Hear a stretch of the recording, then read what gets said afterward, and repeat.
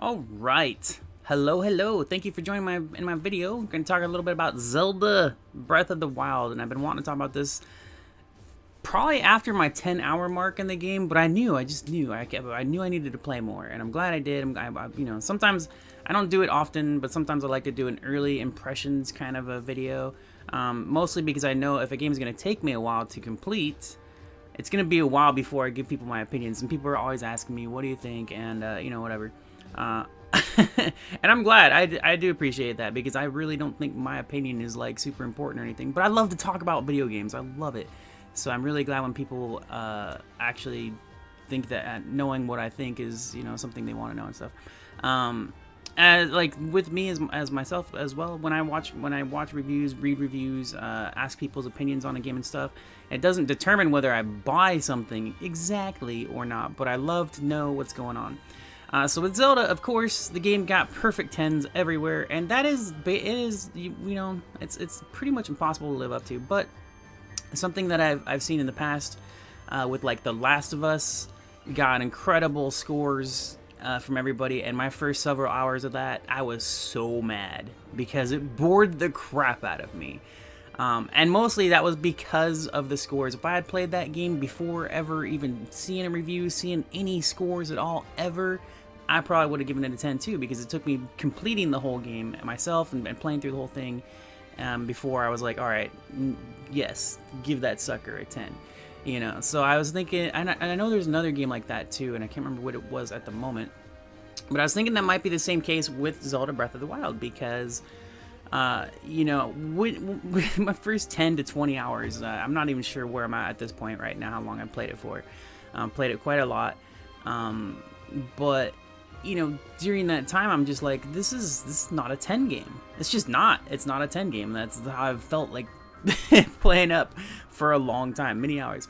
And then I got to my first Divine Beast Temple a couple days ago, and I played through that, and it blew my mind. It wasn't something super amazing, incredible that's never been done in a game before or anything. It was totally Zelda. It was really great. It was wonderful. It was freaking awesome. And then I was like, after I played that, the temple, and I fought the temple boss, I was like, now I can understand why this game got 10s. Because when you combine that, the really awesome stuff that a Divine Beast Temple does for you, as well as the open world, I can only imagine that the more you play and the more you experience all of that as a whole, I could see that being a 10.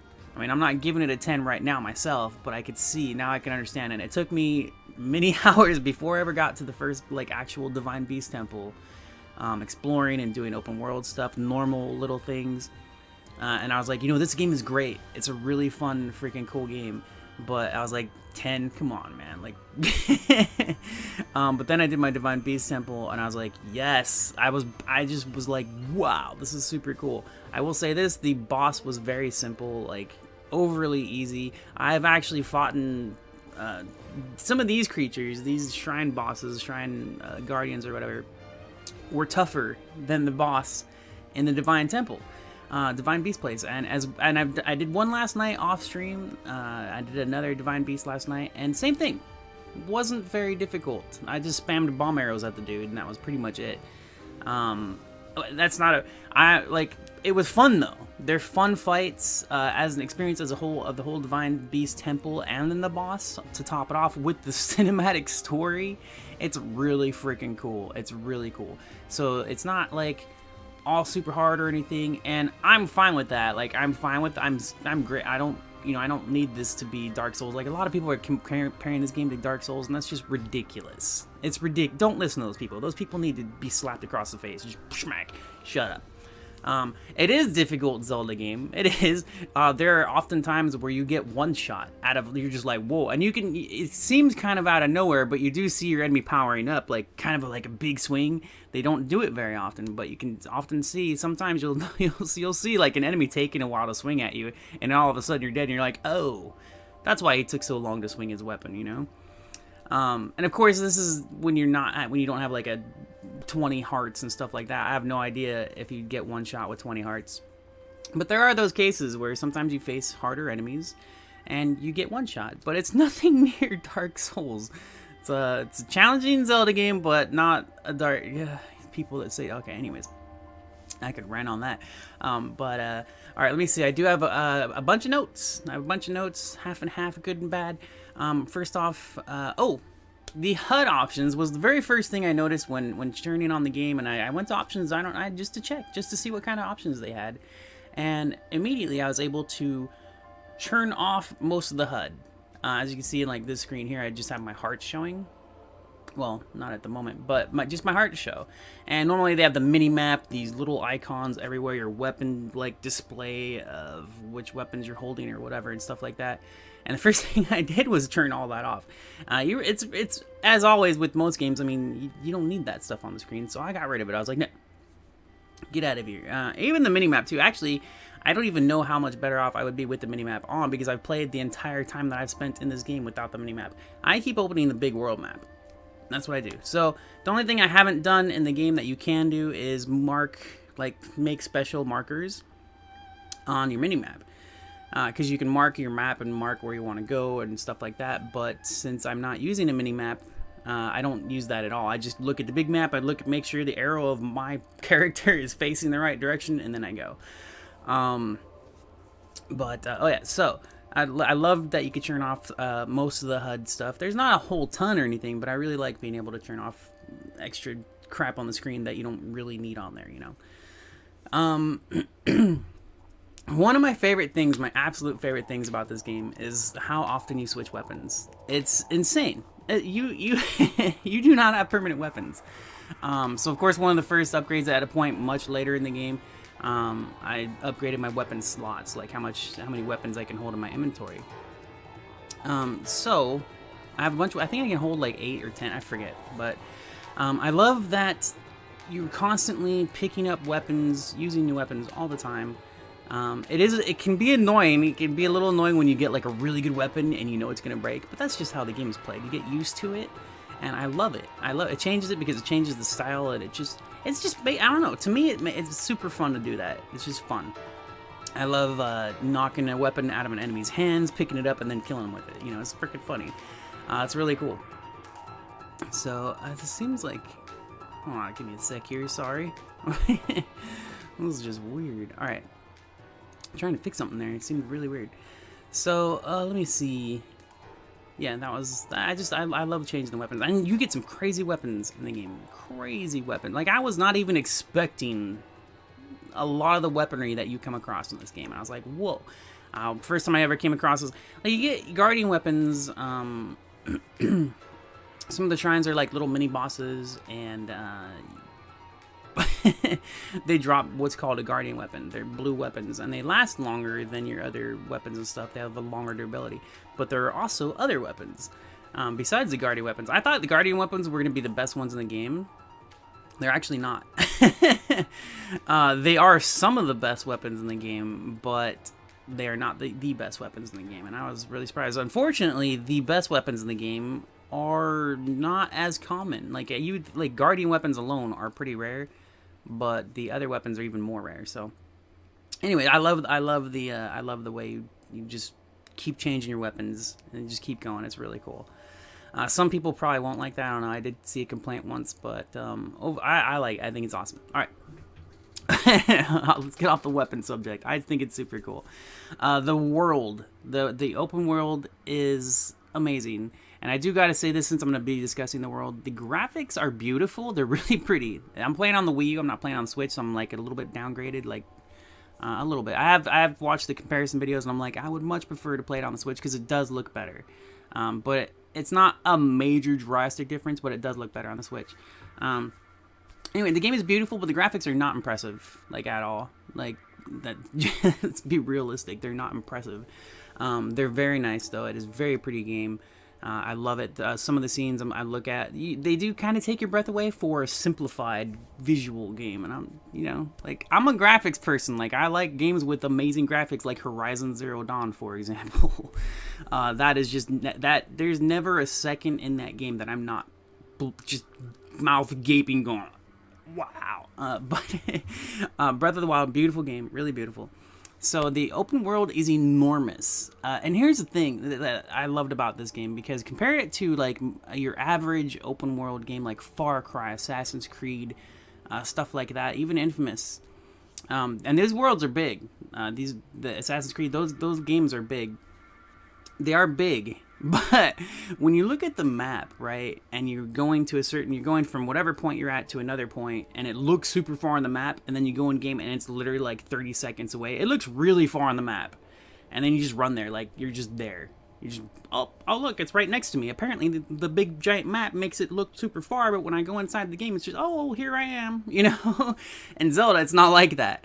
You open up the map and you pick a point to go to, it is going to be super far unless you actually pick something like right next to you. But it's huge. It's really, you will spend 20 minutes going from wherever you were at and you saw something far in the distance, you mark it, it'll take you 10 to 20 minutes or even longer, and you can see that far. That's part of how the graphics work too. I've thought about this. I was like, it's kind of funny because if the graphics were super advanced, like say Horizon Zero Dawn, there's so much detail, there's so much stuff you wouldn't be able to see from this point of the world to that point of the world. You have to go around mountains and through and all this stuff, and you wouldn't be able to see it.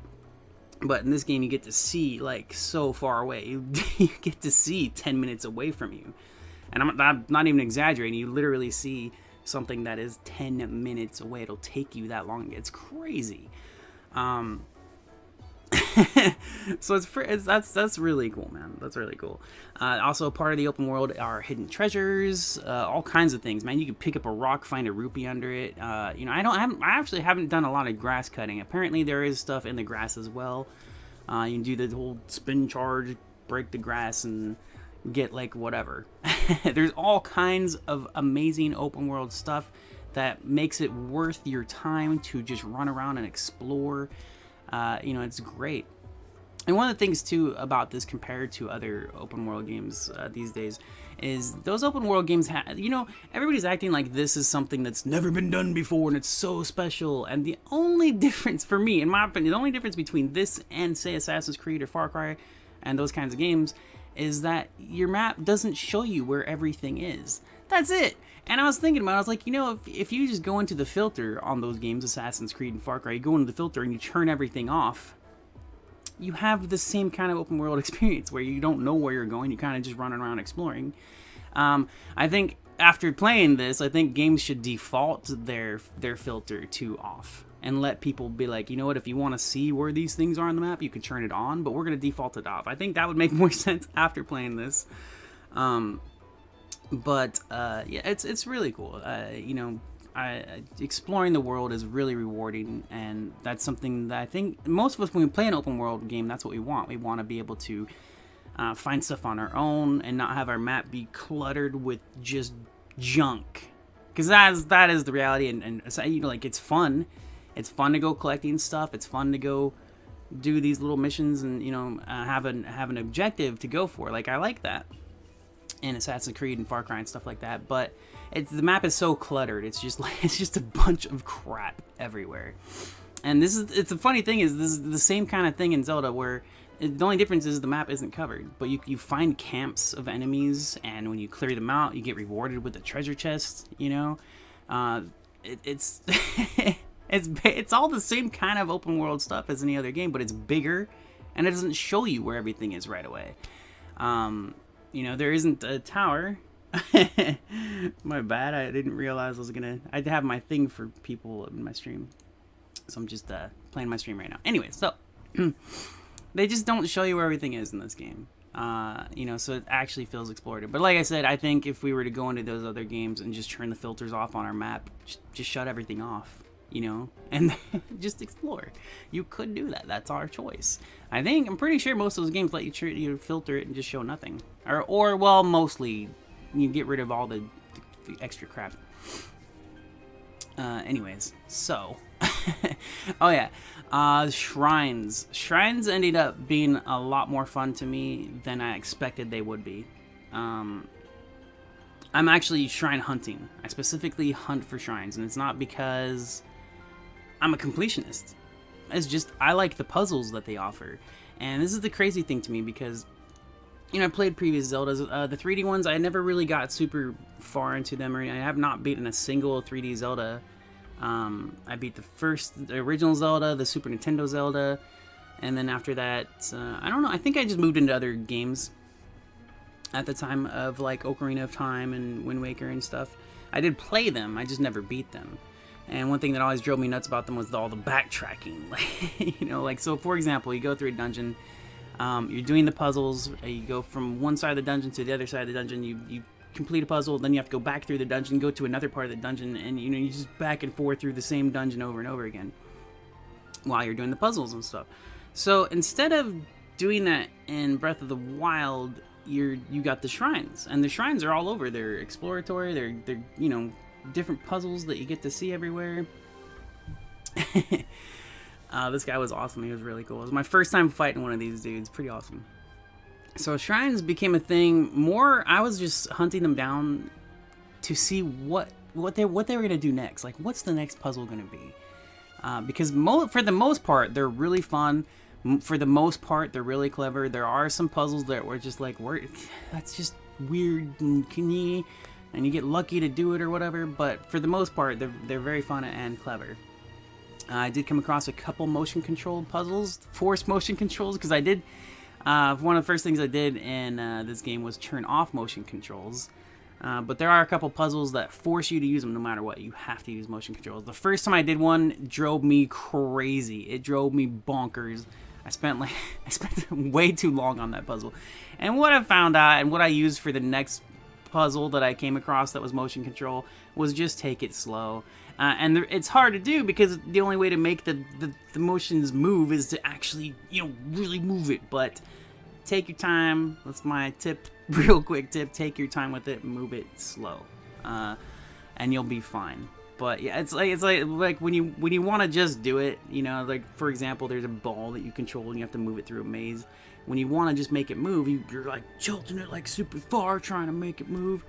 This is with my Wii pad. I'm not sure what it is on the Switch. If you just use the Joy-Cons, I have no idea. But you know, so just take it slow, and you'll be fine. Like really slow, really slow. That was horrible. But I love the shrines, and I hunt them.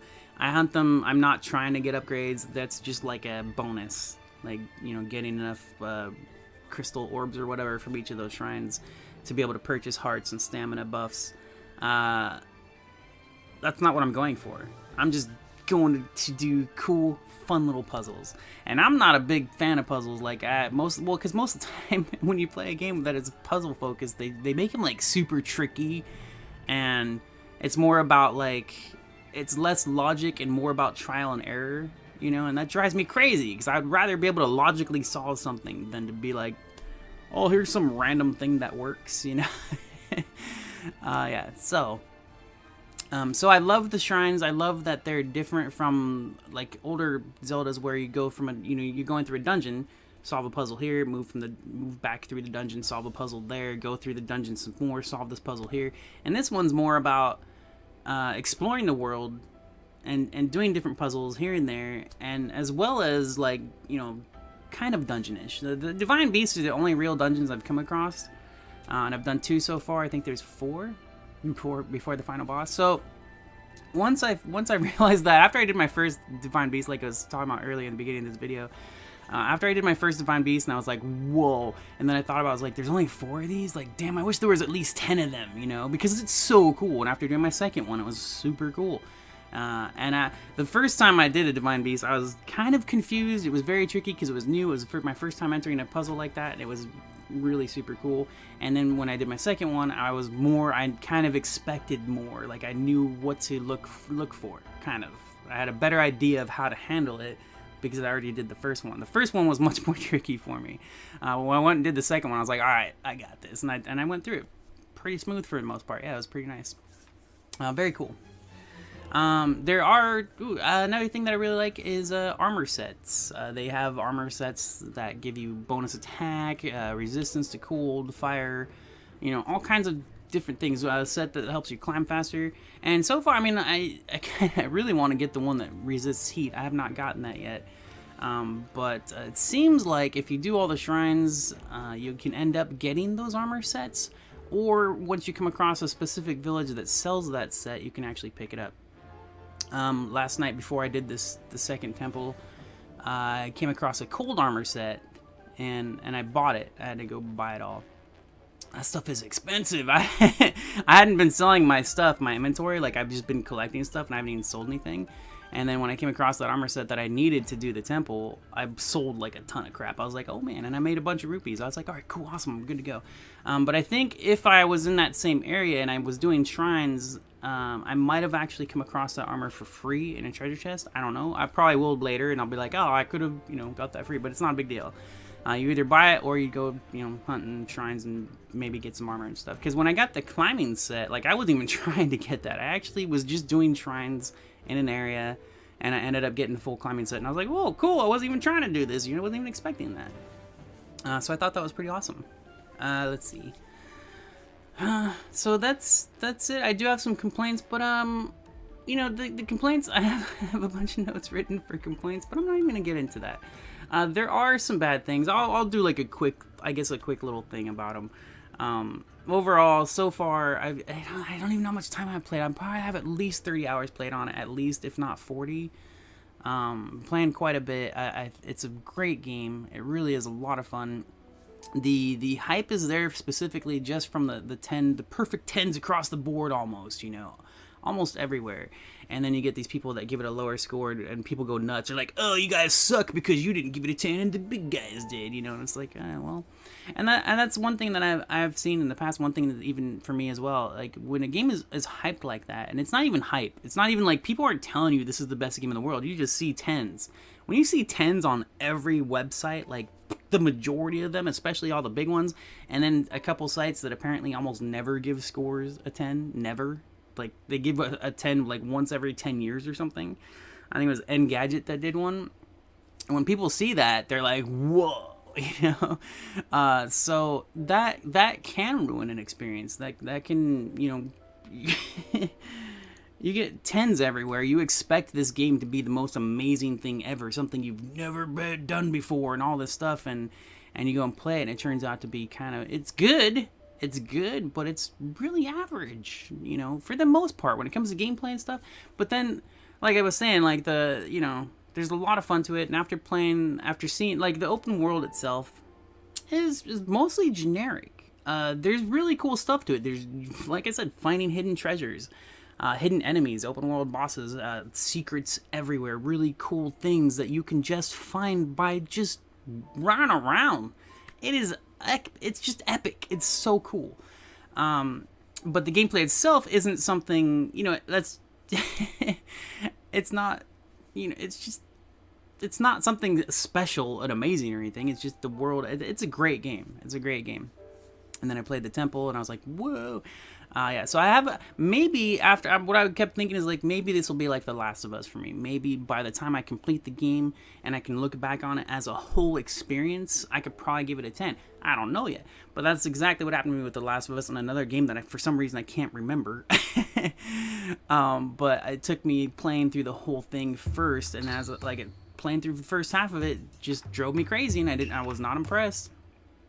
But by the time I completed it, I was like, all right, this game is amazing. I don't know why my thing keeps doing this. All right, so shoot, I'm trying to fix something here. Sorry, I don't like. That's why I wish I had the time to edit videos and stuff and really get into that. So I apologize for little breaks here and there. All right, so some of the bad things. Continue doesn't always load the exact spot you save to, and I don't know why this is. What I thought back on it later, I was like, maybe what happens is after I do a manual save, and this is something I thought about later, because when I first noticed it, I was like, I had noticed it a few times. I'd be hitting the continue button right after I saved. I'd save the game, and then I'd go do something real quick. The reason I'd save it because I'm preparing to go die probably, and then I'd go do whatever I'm doing, and then I'd die. And I'd load the game, and it would load me somewhere, like, not completely different, but in, like, a different spot that I'd have to turn around and go, where the hell am I? But what I thought about later was, like, maybe what's happening is after I'm doing a manual save, the game is actually auto-saving me because I'm at a spot. There are spots all over the game where it auto-saves for you. So I was thinking, well, maybe that's what's happening. Maybe I happen to be manually saving it right before an autosave comes up. It was driving me crazy, though. I was like, what the hell? And I did notice too, sometimes, actually a couple times, I would continue or reload. I would continue right after dying. You hit the continue instead of load button. You hit continue, and I actually saw like enemies disappear. Like I was just fighting some enemies, they killed me, and then I'd hit continue, and then the enemy was just gone, and that was weird too. The horse travel it can be super annoying. Really, it's almost as bad as The Witcher 3. Oh my gosh, so much hate. I'm like, people are gonna be like, "What, The Witcher 3? How dare you?" The horse riding in that game is horrible. It's a nightmare. I'm run around on my feet. I'd rather run on my feet than get on the horse. That's how bad that horse riding is in that game. So they're like, if there's a little pebble in the ground, your horse stops. If you're going towards a tree and you're trying to go in between the trees, like there's a couple little trees and you're trying to go in between them, your horse will stop because it's too close to the vicinity of the horse. And then you have to wait like 5 seconds for your horse to stop being upset about it, you know? Your horse is like, I can't run into this tree. And then you gotta wait for it to stop, and then you can turn and go around it. And as you're trying to maneuver around it, it's like, it keeps getting stuck. At least it's not as bad as The Witcher 3. Oh, I forgot to talk about the abilities. Damn it. I got into the bad stuff, and the abilities are down at my bottom of my notes here. One cool thing about the horse thing is also, still on the horse. The horse thing is interesting. So you can call your horse once you register your horse, which I messed up the first time I tried to register my horse. That was funny. It was terrible. Player error. But after you register a horse, you can then start, you keep it. Your horse will come to you, and a tip for the horses, if you want, you'll come across mounted enemies, and those horses you don't have to tame. You knock an enemy off of those horse, and you can just take control of it. Boom. If you do tame a horse, you have to sneak up on them. I actually chased mine down a couple times where, when I was gonna go tame them, they ran into like a mountainside, right? So I just kind of kept sprinting after them and jumped on them, but at this point I had already had like a bunch of sprint upgrades and stuff. I almost have a full second wheel, which was enough for me to chase them a little bit with the stamina, and then jump on, and you just spam the L button you spam it. When you first go to tame a horse, or you get on one, it just tells you hit the L button. It doesn't tell you to spam the button, though. So I found that out while watching a review or whatever. Which reminds me, oh yeah, let me finish this horse thing, and then I'll talk about what the hell. All right, the horse does not magically come to you wherever you are. You have to actually be in a vicinity of it to whistle for it, and then it'll come to you. And if you're not within vicinity, it'll say like your horse can't hear you. You can, most of the stables in the world, I'm pretty sure, like, pretty much every major point that you go to, like a town, a village, or whatever, or a stable, has a shrine close enough to it. And when you activate a shrine, you activate a fast travel point. So you can't actually fast travel to the village or the stable, but you can fast travel to the nearest shrine. And they're usually, like, really close, so far from what I've seen. So what you can do is you can fast travel to a stable, get on your horse, and then take it where you want to go. The thing I don't like about that is just stables aren't everywhere. You know, stables are kind of like the maps are huge. They're huge. The maps, like the zones in the map, it's enormous. So your stable, like, you might be, you know, their stables aren't positioned well enough for you to just have a horse whenever you want, which is fine. There's nothing wrong with that. It's totally fine.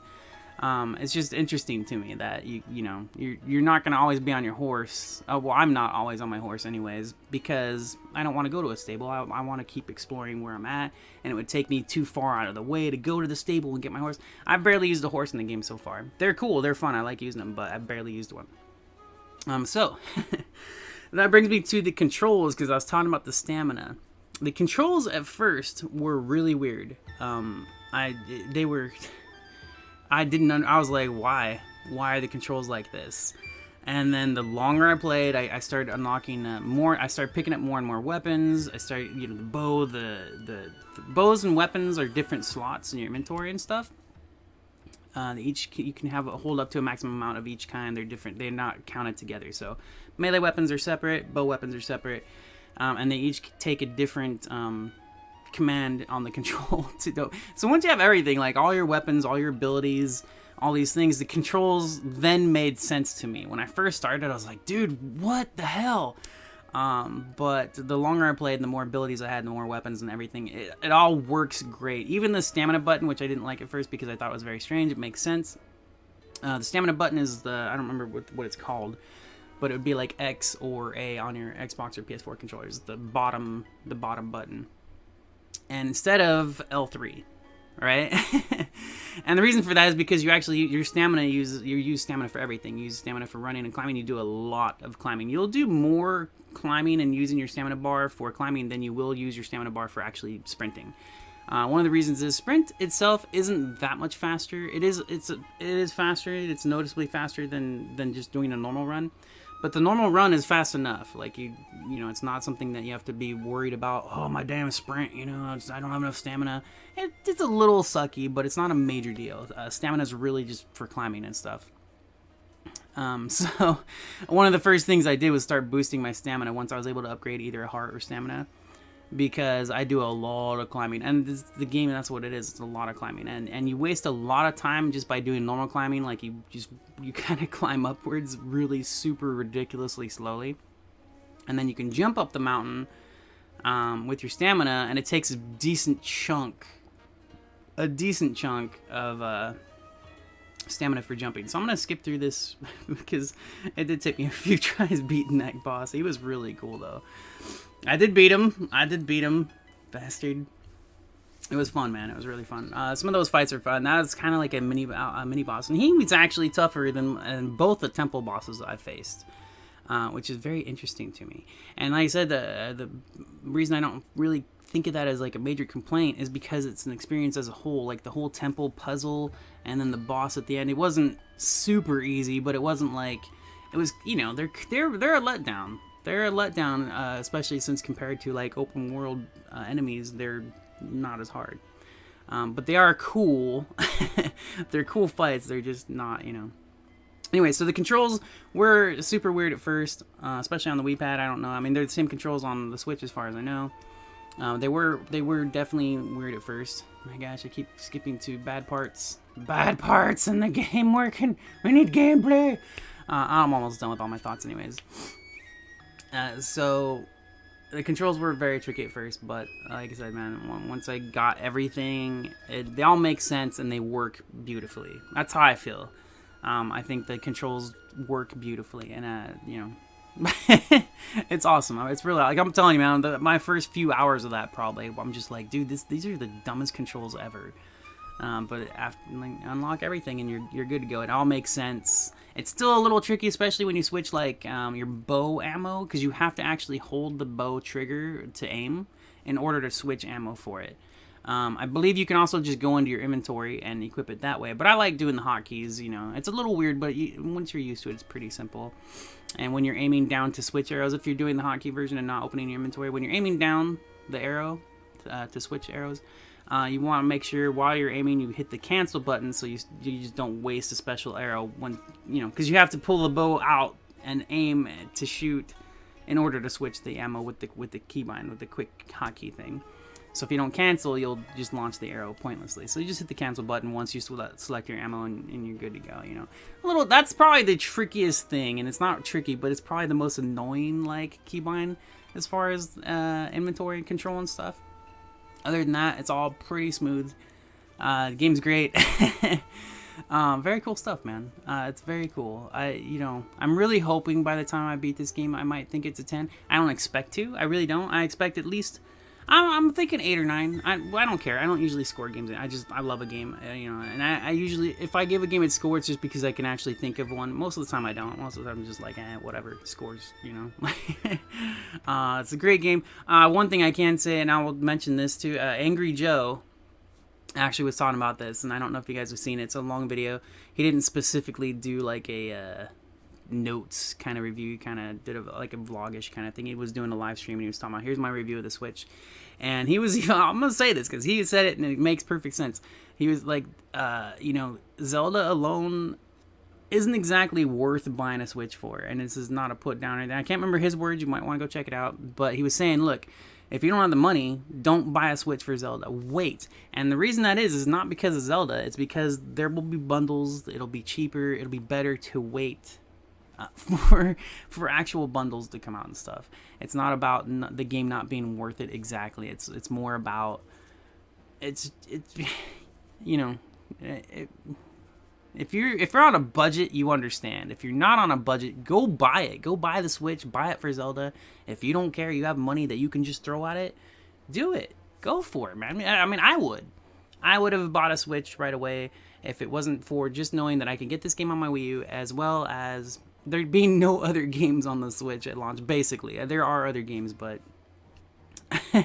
no exclusives really, right? There's Bomberman. Whatever. But anyways, yeah. So if you have extra money, sure, go for it, blow it and stuff. But other than that, if you don't have extra money, you probably want to just wait. And it's better to wait. I learned my lesson with my PS4 and my Xbox One. Just wait, man. Just freaking wait.